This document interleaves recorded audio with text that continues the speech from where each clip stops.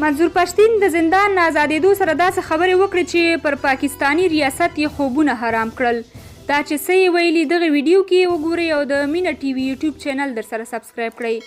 د پښتون ژغورنې غورځنګ سرلاری منظور پښتین نن سه شنبه د پاکستان حکومت له زندان آزاد شو.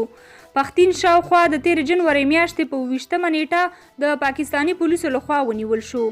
د هغه د نیول کېدلو غبرګون کې په نړیواله کچه پراخ لاریونونه وشول او د پاکستان حکومت یې تورن کړ چې د پښتنو وژنې ته یې کار ویلی او خپل حقوق نه ورکوي. منظور پښتین د ازادېدو سره چې سلګونه کسان یې شاوخوا ټول وویل پاکستان کې پښتنو ته دوه لارې پاتې دي چې یا به د پاکستان ریاست غلامي قبلوي او یا به یې پر وړاندې بغاوت کوي. هغه وایي موږ د بغاوت لاره اختیار کړې او غلامي مو نه ده کړې.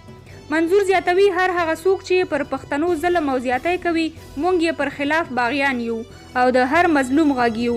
هغه وایي موږ د پښتنو خپلواکي غواړو او ضرور به یې ترلاسه کړو.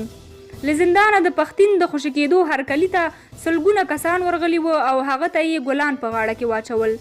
د یادونې وړ ده چې په منظور پښتین پاکستانی ریاست په مختلفو برخو کې بېځایه تورونه لګولي وو چې خوشبختانه ټول بېځایه تورونه د منظور پښتین لخوا رد شو او نن په لوړو سترګو له زندانه ووت. ګرانو کتونکو تاسې د پاکستان یاده کړنه د منظور پښتین په اړه څنګه ارزوئ؟ په همدې اړه مو نظریات له موږ سره په کمنټ کې ولیکئ او د نور دا ډول ویډیوګانو لپاره زموږ د مینه یوټیوب چینل در سره سبسکرایب کړئ.